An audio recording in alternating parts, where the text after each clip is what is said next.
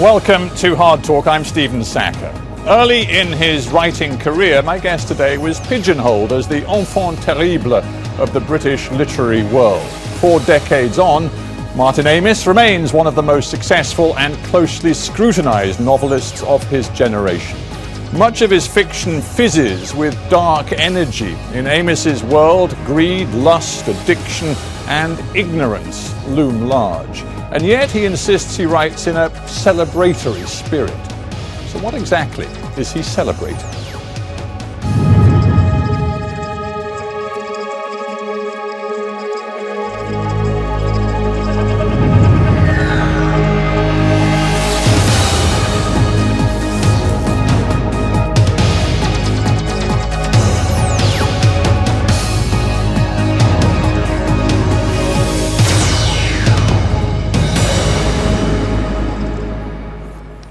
Martin Amis, welcome to Hard Talk. Thank you.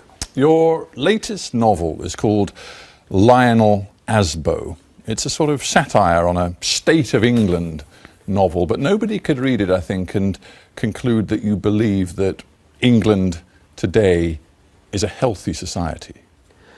One wouldn't write a sort of satirical novel claiming that, and I think I don't think anyone believes that everything's going fine. I think there are some fascinating contradictions in British society. I think it's historically explicable, but this huge interest in the trivial and in celebrity and a sort of shallow culture. Surfaces, appearances. And I can only think that this is what happens to a one-time great power when it ceases to be that, and where what it does no longer reverberates in the world as it once did. And I think we got through that demotion because the ideology was saying that we don't like empire. If anything, we're ashamed of ever having had one. So we made the switch, but subconsciously, I think it's in people's, subliminal minds. Do you care about the state of England? Yeah. Personally? Yes, very much. I have 3 children on this side of the Atlantic who live in London. And, we should make it plain that you, for the last couple of years or so, have been living in New York. Some saw the book as a sort of middle finger salute as you left England. We knew that would happen, and my wife and I, and it was just unfortunate timing, really, because I was... So there wasn't any element of that? No, none, because I'd almost finished the book by the time we left. It was conceived and certainly first draft done long before we even mentioned moving to America. And then as I was on my way out, so to speak, every chance I got, every public appearance, every sort of interview, I said it's nothing to do with disaffection with England. And it still came out that way, a vicious V sign from the airport. And it never was that. Take that point, but nonetheless, you've talked about, characterizing the shallowness, the sort of surface nature of current English society and culture. But doesn't it go beyond that? I mean, there is something truly depressing about the dominance of casual violence, of greed, of pornography, a sort of corrosiveness that invades every corner of the London that you portray.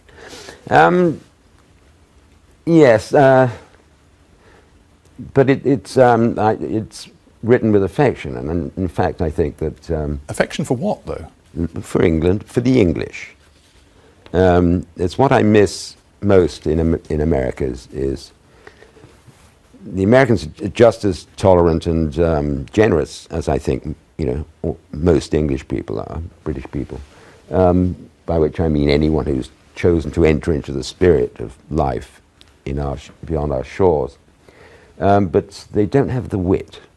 Americans aren't witty because it's that kind of society. If it's an immigrant society, then you're very sensitive about giving offense. And a joke, after all, is always an assertion of superiority. But if I might just pursue that line for a minute, a joke is an assertion of superiority. Isn't there a sense in which you're asserting a sense of superiority over your characters? So many of your characters are drawn from, you could loosely say, the working class or even the underclass. And they are predominantly men, not all, but predominantly men who, coming back to this point about venality, greed, lust, violence, they are unpleasant characters in so many different ways. And are you not, as a man from a comfortable background, looking at the working class and condescending to them? Well, that's my right to address the residuum, as it used to be called, the underclass. Was questioned for the first time in my life with this book. And I've been doing it for 40 years, writing about that class.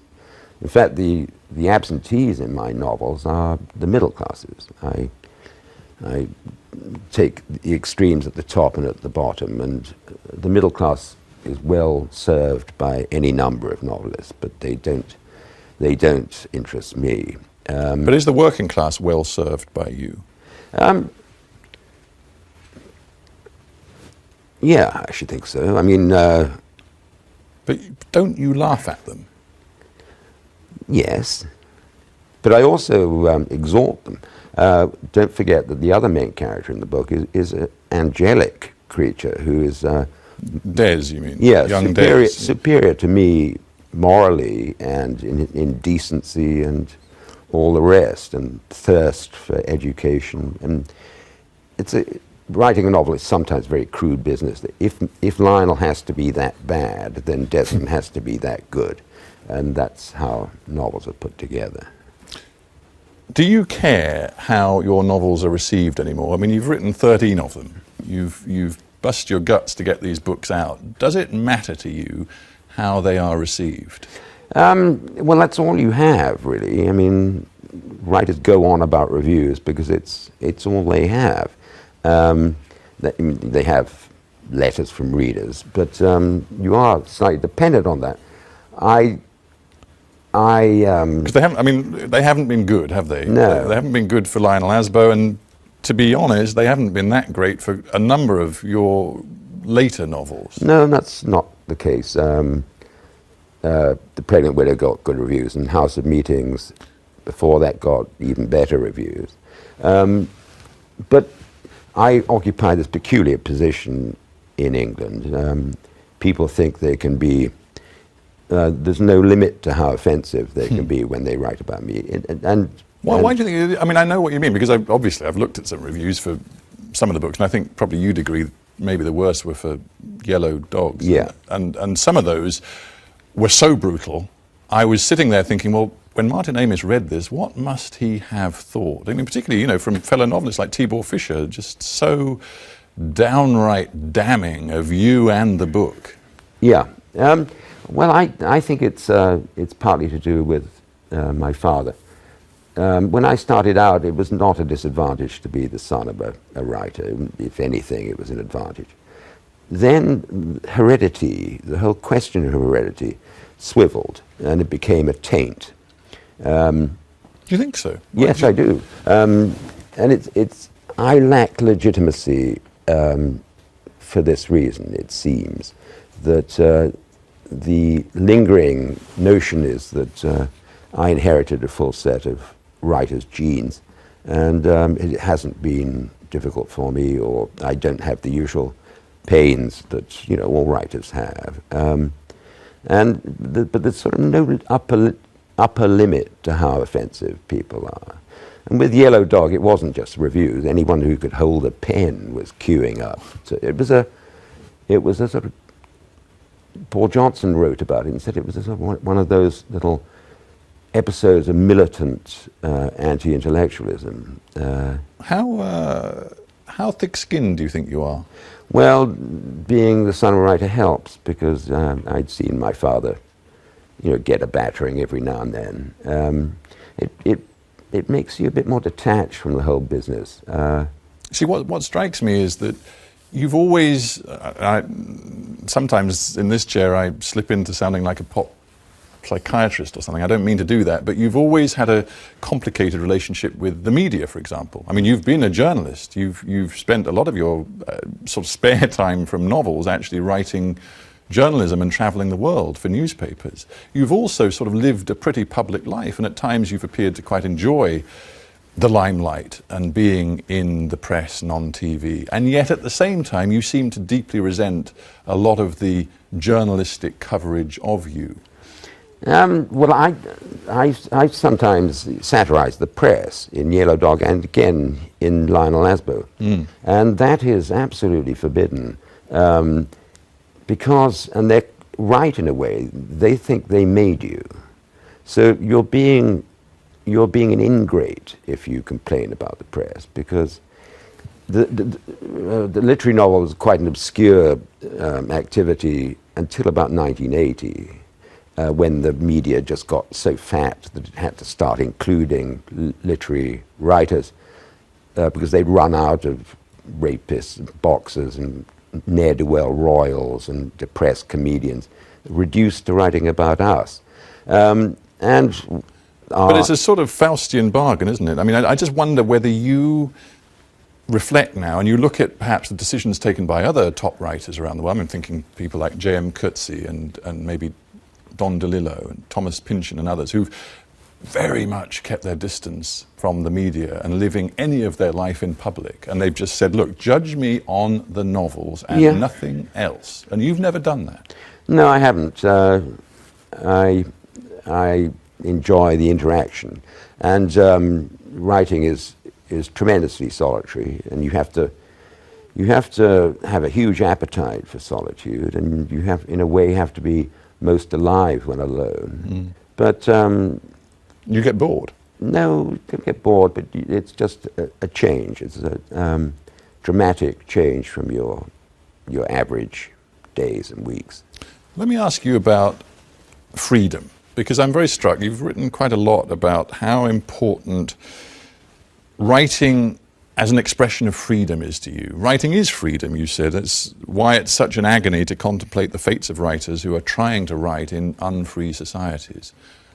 I'm just intrigued to wonder how you've responded in the last few days to the mountain of new evidence that seems to be gathering that the place you live right now, and indeed your homeland in the United Kingdom, are places where, unbeknownst to us, a lot of our communications, our telephone calls, our internet and electronic digital communications, are in one way or another being marked, monitored, and stored in vast intelligence gathering machines.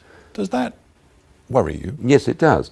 And it's, you can't but be passionately pro-Obama when you see who he's up against in the last election, for instance.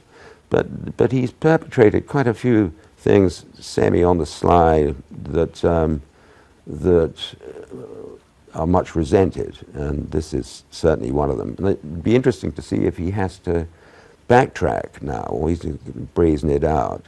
I'd just like to think again in an international perspective. I'm very interested to see that Ai Weiwei, the Chinese artist, who's of course had huge problems in his own country, said he was shocked that the United States is doing this. He said the US appears to be acting like China.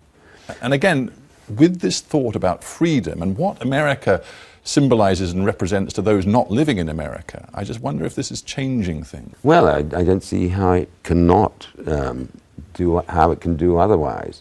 One almost feels it as a violation, and a clear abuse of power.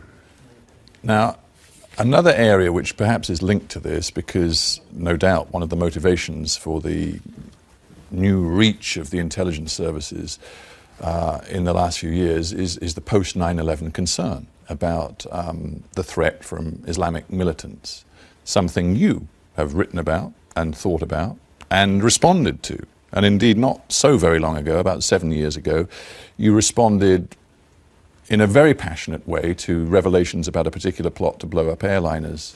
You remember? Yeah, over I do. the skies of the Atlantic. And you at that point said, and you were thinking aloud, you said, you know, this prompts an urge to see the Muslim community suffer until it gets its own house in order. Yeah. The journalist who'd come to see me had flown across the Atlantic without a book, like everyone else on that flight. And this incensed me. It seemed a victory for ignorance and incuriosity. But didn't it also just seem like an overreaction from the security people on the ground? Yes. I mean, you know, it's this idea about fear and getting the balance right between security and basic freedoms, and whether once you fall into a fearful mindset, then the danger is you get that balance wrong. And you say things as foolish as what I said. It was a sort, I didn't recommend this course of action, but I floated it. And it is a pernicious thing to say, because collective punishment is always a bad idea. It's malum per se. And that I ceased to believe that later on that afternoon. I had a chat with a friend, and he said, "Oh, yeah, but if you do that, you turn them all against us." And I thought, "Oh, yeah." But I was sort of in a funk. It was the first time where I thought, maybe they are stronger than us. What you have said since is that you are not Islamophobic, but you concede that you could be Islamist-ophobic. Yeah, better say takfir-ophobic. Takfir is a Islamic heresy or sophistry, whereby you justify killing not only others but your co-religionists by the following means. If they're good Muslims, they'll go to heaven. If they're bad Muslims, then to hell with them. And that is what Islam calls people like Osama bin Laden, a takfiri. And I'm certainly against that. But where does that leave your... Because I know you look at events in the Middle East and you write about them. Indeed, you wrote a book, The Second Plane, I think, about 5 years ago, which looked at the post-9/11 world. So given your concerns, when you look at a country like Tunisia, which is now governed by Ennahda, which is a party which is Islamist, or indeed the Muslim Brotherhood in Egypt, or indeed maybe even Turkey with Mr. Erdogan, do you conclude that these governments are a long-term danger to your values in the West? No, I don't think the governments are, but it's all, the Arab Spring is already looking like the Arab winter, and you know, it's not at all surprising that democracy has not taken hold in the way we all hoped it would. That it is a foreign idea and would take, you know, decades, if not centuries, to become the norm in the Arab world. No, I don't fear the governments, even if they are Muslim Brotherhood. It's the individual. And the recent outrages we've had, the Boston bombing, for instance, and the Woolwich stabbing, seem to me to come under the heading of what John Gray has called anomic terrorism, where it's actually alienation that makes you act, and you tart it up with a few slogans from, you know, that you've learnt online that make it look as though you're protesting against the invasion of Iraq. Before we end, I want to come back to your creative writing, your fiction. I know you're working on a new novel about Auschwitz, the Holocaust, which is a subject you've visited before. As you go through the creative process now, does it get harder? Well, it does and it doesn't. what falls off is that flowing inspiration you had when you were younger. Kazuo Ishiguro, I know you've discussed this with him. He once said, look, frankly, most of the great books are written by people under 40. Yeah. And presumably he thinks that's not an accident, and maybe you agree with him, I don't know. Right. Well, you do lose that flow, but you gain in technique. You know more firmly what goes where, and modulation, and how to tell a story. Perhaps a less good novelist, but a better storyteller. But do you struggle to find new things to say and new subjects? I mean, you've done the Holocaust, but I mean, I know this is a facile thing to say in a way, but you've sort of done a Holocaust book. You could argue Lionel Asbo raised lots of issues that you've looked at in other sort of State of England novels. Are you running out of ideas? It's not about ideas. It's the way a novel comes to you is in the form of a sort of frisson, what Nabokov called a throb.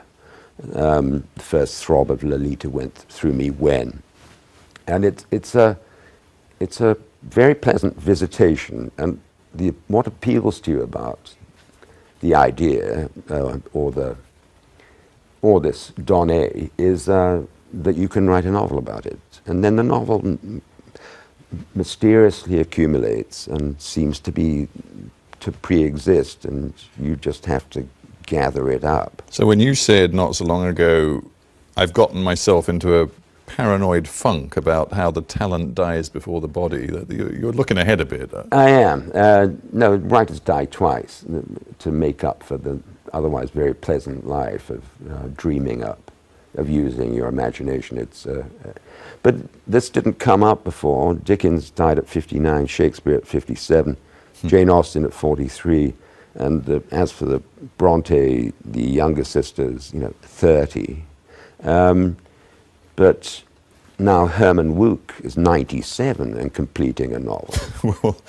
Well, what you seem to be sure about is that in your lifetime you cannot expect to be judged fairly about the quality of your work, because you say, what really matters is if you're being read in 50 years' time. Yeah. And do you think you will be in 50 years' time? Well, that's why my eyes light up when I see young readers at signings and readings. When I see 25-year-olds who have my books, and I think, well, that's 50 years there and then. You realize that all the reviewing and even lit crit is most of it is just rhetoric. It's there is no way of separating the excellent from the less excellent. The only thing that does that is time, and you won't be around for that, as my father used to complain. It was no use to him, posterity. But I think that was just bravado. We all want to live on. That's partly why we have children. The desire for some kind of immortality is a very deep drive. And, well, in your case, it's the children and the books. Yes, as a way of continuing. Martin Amis, we have to end there, but thank you very much for being on Hard Talk. Thank you. Thank you.